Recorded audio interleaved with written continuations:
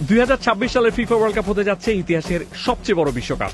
বেশি দল, বেশি ম্যাচ, 3টি দেশে আয়োজন, নতুন নিয়ম আর ইতিহাস গড়ার অপেক্ষায় থাকা কিছু স্টেডিয়াম।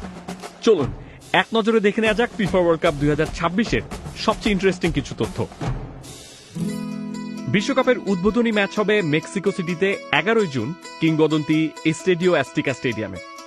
আর এই দিনই এই স্টেডিয়ামটি ইতিহাস গড়তে যাচ্ছে, কারণ এবারের উদ্বোধনী ম্যাচটি অনুষ্ঠিত হয়ে গেলে এটিই হবে পৃথিবীর প্রথম স্টেডিয়াম যেখানে 3টি আলাদা বিশ্বকাপের উদ্বোধনী ম্যাচ অনুষ্ঠিত হয়েছে, 1970, 1986 আর 2026 সালে।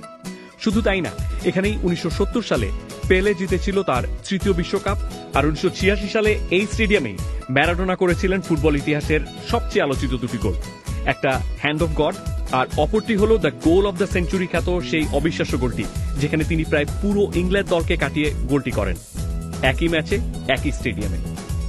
2026 বিশ্বকাপ হবে ইতিহাসের সবচেয়ে বড় বিশ্বকাপ, কারণ এবার প্রথমবারের মতো অংশ নেবে 48টি দল, এর আগে যেখানে খেলত 32টি দল। বিশ্বকাপের ফাইনাল হবে নিউ ইয়র্কের নিউ জার্সির মেটলাইফ স্টেডিয়ামে। আর এই ফাইনাল খেলবে কোন দুই দল জানেন? আমিও জানি না। যাই হোক, এবার মোট ম্যাচ হবে 104টি, আগে বিশ্বকাপে ছিল 64টি ম্যাচ। খেলা হবে মোট 16টি স্টেডিয়ামে, এর মধ্যে যুক্তরাষ্ট্রে 11টি, মেক্সিকোতে 3টি আর কানাডায় 2টি স্টেডিয়াম। সবচেয়ে বেশি ম্যাচ আয়োজন করবে যুক্তরাষ্ট্র, তাদের মাঠে হবে 78টি ম্যাচ, আর কানাডা ও মেক্সিকোতে 13টি করে ম্যাচ হবে। এবারের বিশ্বকাপ হবে নতুন ফরম্যাটে, থাকবে 12টি গ্রুপ, প্রতি গ্রুপে থাকবে 4টি করে দল, আর গ্রুপ পর্ব শেষে মোট 32টি দল উঠবে নকআউটে, মানে প্রতি গ্রুপের শীর্ষ 2 দল আর সেরা 8টি তৃতীয় স্থান পাওয়া দল যাবে পরের রাউন্ডে।